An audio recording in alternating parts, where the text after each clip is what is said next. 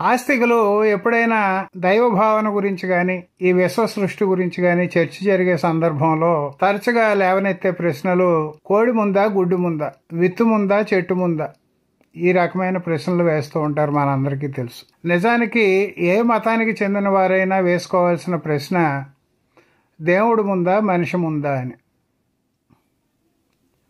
చరిత్రలోకి పోయి మానవ ఆవిర్భావం నుంచి ఎప్పటిదాకా మనిషి అలవర్చుకున్న జ్ఞానాన్ని, మనిషి పెంపొందించుకున్న నాగరికతని పరిశీలించినట్లయితే మనుషులకు ముందు దేవుళ్ళు ఉన్నట్లుగా ఎక్కడ ఆధారాలు కనిపించవు. డైనోసార్ల కాలంలో మనుషులు లేరు, దేవుళ్ళు కూడా లేరు. డైనోసార్లు అంతరించిపోయి సుమారు 6.5 కోట్ల సంవత్సరాలు అయ్యిందని చెప్పి పురావస్తు నిపుణులు, పరిశోధకులు చెబుతున్నారు.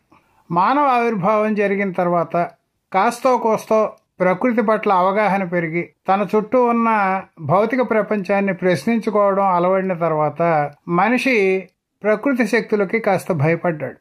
చల్లగా గాలి వీస్తే ఆహ్లాదంగా ఉంటుంది, అదే తుఫాను వస్తే భారీ వృక్షాలు కూడా పడిపోయి భయభ్రాంతులకు గురి చేస్తుంది.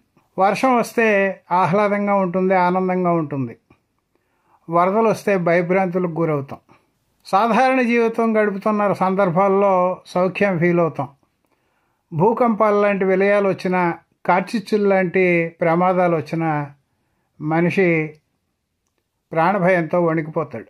ఈ శక్తుల్ని కంట్రోల్ చేసేటువంటి అవకాశం తనకు లేక, ఇవన్నీ బలమైన శక్తులు, వీటిని వెనకాలండి ఎవరో నడిపిస్తున్నారు అనే భావనతో మనిషి దైవాన్ని ఏర్పాటు చేసుకున్నాడని చెప్పి అనుమానించాల్సిన పరిస్థితులు చరిత్రని గమనిస్తే కనిపిస్తున్నాయి. మనిషి పుట్టిన వెంటనే, అంటే కాస్తో కోస్తో నాగరికత అభివృద్ధి చేసుకున్న వెంటనే దేవుళ్ళు పుట్టారని చెప్పలే.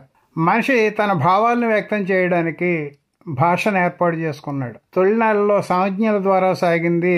ఆ తర్వాత క్రమంగా ఆ శబ్దాలని ఒక రూపం ఇచ్చి భాషను తయారు చేసుకున్నాడు. ఆ భాషలు తయారు చేసుకున్న తర్వాతే ఈ మత గ్రంథాలన్నీ పుట్టాయి. అంతకుముందు ఈ మత గ్రంథాలు లేవు. ఇవాళకి కూడా మనకు తెలిసిన దేవుళ్లతో పరిచయం లేనటువంటి అనాగరిక జాతులు అనేకం ఉన్నాయి. మన దేశ పరిధిలోకి వచ్చేటువంటి అండమాన్లో కూడా జారవా జాతి, సెంటినలీస్ జాతి అని చెప్పి 2 జాతులు ఉన్నాయి.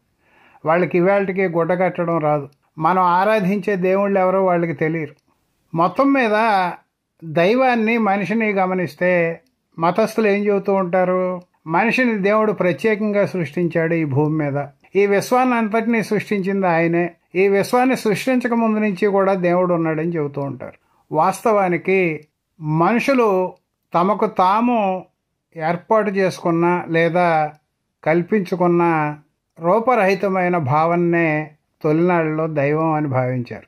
దానికి క్రమేపీ రకరకాల చిలవలు పలవలు అల్లి తమ దైనందిన జీవితంతో దేవుణ్ణి కూడా ముడిపెట్టి కథలు రాసుకున్నారు.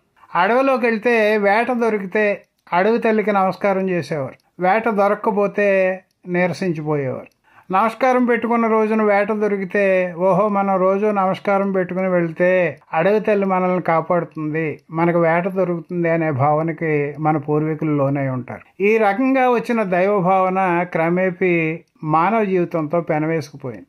మనుషులు అనాగరిక క్రమం నుంచి, అంటే ఆటవిక క్రమం నుంచి ఇవాళ దాకా ఎంతో పరిణతి చెందుతూ వచ్చారు, ఎంతో జ్ఞానాన్ని ఆర్జిస్తూ వచ్చారు అన్నది మనందరికీ తెలుసు. మానవుడు ఆటవిక జీవితం గడిపే రోజుల్లో దేవుడు కూడా అడవుల్లోనే ఉన్నాడు. మనిషి చెట్ల కింద బతికే రోజుల్లో దేవుడు కూడా చెట్ల కిందే ఉన్నాడు. మనిషి గుహల్లో జీవించే రోజుల్లో దేవుడు కూడా గుహల్లోకే వెళ్ళాడు. మనిషి రాళ్లని, రప్పల్ని, కొండల్ని పూజించే క్రమంలో దేవుడి రూపం కూడా అదే. మనిషి ఎప్పుడైతే గుడ్డ కట్టడం నేర్చాడో అప్పుడు దేవుడికి కూడా గుడ్డ కట్టాడు. మనిషి ఎప్పుడైతే నూనె దీపం వెలిగించడం ప్రారంభించాడో దేవుడి దగ్గర కూడా నూనె దీపం పెట్టాడు. మనిషి ఎప్పుడైతే చిన్న గుడిసె వేసుకోవడానికి అలవాటు పడ్డాడో అప్పుడు దేవుణ్ణి కూడా గుడిసెలోకి మార్చాడు. మనిషి ఎప్పుడైతే అలంకరణ చేసుకోవడం మొదలెట్టాడో దేవుడికి కూడా అలంకరించడం ప్రారంభించాడు. మనిషి ఎప్పుడైతే సుగంధ ద్రవ్యాలు రాసుకోవడం మొదలుపెట్టాడో దేవుడికి కూడా సుగంధ ద్రవ్యాలు పూయడం మొదలుపెట్టాడు. మనిషి శాశ్వత నిర్మాణాలు చేసుకోవడం ప్రారంభించిన తర్వాత దేవుణ్ణి కూడా శాశ్వత నిర్మాణాల్లోకి మార్చాడు. మనిషి విద్యుత్ కనుగొన్న తర్వాత ఆ దేవుళ్ళకి కూడా విద్యుత్ వచ్చింది. అంటే ఆలయాల్లో, చర్చిల్లో కూడా విద్యుత్ని అరేంజ్ చేయడం మొదలుపెట్టారు. మనిషికి దేవుడు పుట్టిన కారణంగానే మనుషుల్లో ఉన్న స్వభావాలు, లక్షణాలు అన్నీ కూడా దేవుళ్ళలో కూడా కనిపిస్తాయి. మత గ్రంథాలను పరిశీలిస్తే మనకు అది అర్థమవుతుంది. మనిషికి దయా జాలి ఉంది, ఆ లక్షణాలని దేవుడికి కూడా అంటగట్టాడు. మనిషికి కోపం ఉంది, క్రౌర్యం ఉంది, తనని కిట్టని వాళ్ళని చంపాలన్నంత కోపం వస్తుంది. ఈ లక్షణాన్ని కూడా దేవుళ్ళకి అంటగట్టారు. మనిషికి కుటుంబం అవసరం, అందుకోసం పెళ్ళిళ్ళు చేసుకోవడం మొదలుపెట్టారు. దేవుళ్ళకి కూడా పెళ్ళిళ్ళు చేసినట్టుగా కథలు రాసుకున్నారు. పురుషులకి బహుభార్యలు ఉండడం గత కాలంలో జరిగేది. ఈ లక్షణాన్ని దేవుళ్ళకి కూడా అంటగట్టి కొంతమంది దేవుళ్ళకి బహుభార్యలు ఉన్నట్టుగా రాశారు. పురుషుడు భార్యతో సంతృప్తి చెందకుండా వివాహేతర సంబంధాలకు వీళ్ళోరడం మనకు తెలుసు. ఆ లక్షణాన్నే దేవుళ్ళకి కూడా అంటగట్టి కొంతమంది దేవుళ్ళకి ఉంపుడుగెత్తలు ఉన్నారని చెప్పారు. మనుషులకి మగపిల్లలంటేనే ఇష్టం. ఎప్పుడైనా కొత్త దంపతులను దీవించదలిస్తే సుపుత్ర ప్రాప్తిరస్తు అని దీవిస్తారు తప్ప పుత్రికా ప్రాప్తిరస్తు అని దీవించరు. మన ధర్మశాస్త్రాలు కూడా మగబిడ్డ పుట్టడానికి ఏ క్రతువులు నిర్వహించాలన్న విషయం మీద పెట్టినంత దృష్టి ఆడబిడ్డ మీద పెట్టలే. మనకు మగపిల్లలంటే ఇష్టం కాబట్టి దేవుళ్ళకు కూడా మగపిల్లలు పుట్టినట్టుగానే పురాణాలు చెబుతున్నాయి, ఆడపిల్లలు పుట్టినట్టుగా ఎక్కడా చెప్పడం లేదు. దేవుళ్ళు మనకంటే గొప్పవాళ్ళనే భావనతో మనం ముందు నుంచి ఉన్నాం కాబట్టి మనకు ఒక తల ఉంటే దేవుడికి 3 తలలో 4 తలలో 10 తలలో అమర్చాం. మనకు 2 చేతులు ఉంటే దేవుడికి 4 చేతులు 6 చేతులు అమర్చాం. మనం నేల మీద నివసిస్తుంటే మనకంటే గొప్పవాడు దేవుడు అని చెప్పడం కోసం దేవుడిని కొండల మీదకి గుట్టల మీదకి తీసుకెళ్ళి మనకంటే ఎత్తులో పెట్టాం. దేవుడికి మన పట్ల జాలి దయ కరుణ కలగాలంటే అంత తేలిగ్గా రాదు. మనం ఆయన్ని అర్థించాలి, అభ్యర్థించాలి, పూజించాలి. ఆయన దగ్గరికి వెళ్ళి మనం చేసిన తప్పులు ఏమైనా ఉంటే లెంపలేసుకోవాలి అనేటువంటి భావన ఉండబట్టే పూజలు, ప్రార్థనలు, క్రతువులు అన్నీ వచ్చాయి. దేవుడి కరుణ మన మీద పడాలి అంటే అంత తేలిక కాదనే భావన ఉండబట్టే దేవుడి దగ్గరికి వెళ్ళడానికి కష్టపడి వెళ్ళేటట్టుగా మేము నడిచి వస్తామని చెప్పి మొక్కుకోవడం ప్రారంభించాం. ఈవేళ ఈ పరిస్థితి ఎంతవరకు పోయిందంటే కొన్ని ఆలయాల్లో, అంటే సంపద బాగా పోగైనటువంటి ఆలయాల్లో దేవుణ్ణి ఉయ్యాల తొట్టులో పడుకోబెట్టి ఫ్యాన్లు వేసి మరీ రాత్రిలో నిద్రపుచ్చడం జరుగుతుంది. ఒక పక్క దేవుడికి రూపం ఉండదని చెబుతూ,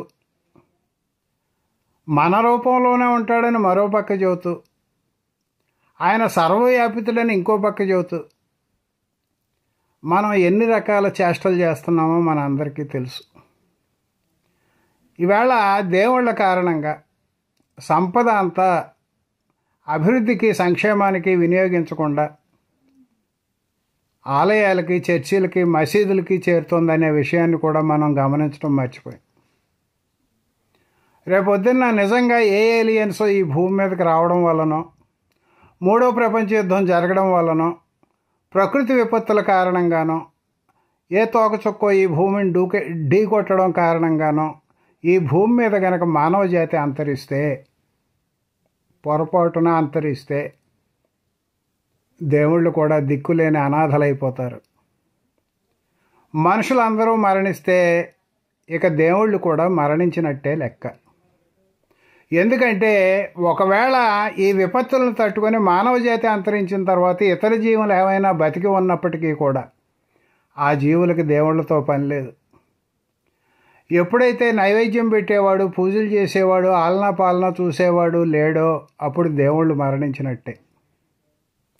ఇప్పటికే మనం దేవుళ్ళకి కాపలాదారులు అన్న విషయాన్ని అనేక చర్యల ద్వారా నిరూపిస్తున్నాం. గుడికి తాళం వేసేది మనమే, తాళం బద్దలు కొట్టి దొంగ పడితే పోలీసులకు ఫిర్యాదు చేసేది మనమే. ఆ పోలీసులు వచ్చి దేవుణ్ణి అడగడం మానేసి సీసీ కెమెరాలు పరిశీలించే మాట కూడా వాస్తవం. ఇవన్నీ పరిశీలించి ఒక్కసారి ఈ వీడియో చూసే భక్తులు ఎవరైనా ఉంటే మిమ్మల్ని మీరు చిత్తశుద్ధితో ప్రశ్నించుకోండి. మనుషులు పుట్టకముందు దేవుళ్ళు ఉండే అవకాశం ఉందా? మనుషులు చచ్చిపోయిన తర్వాత, అంటే మానవ జాతి ఒకవేళ పొరపాటున అంతరిస్తే దేవుళ్ళు బతికే అవకాశం ఉందా? ఈ ఆలయాలు, చర్చిలు, మసీదులు అన్నీ పాడుబడిపోవటం తప్ప వేరే ఏమైనా జరిగే అవకాశం ఉందా? ఇలా గనక ఆలోచించినట్లయితే దేవుడు ముందా, మనిషి ముందా అన్నది మనకి క్లియర్గా అర్థమవుతుంది. సెలవు.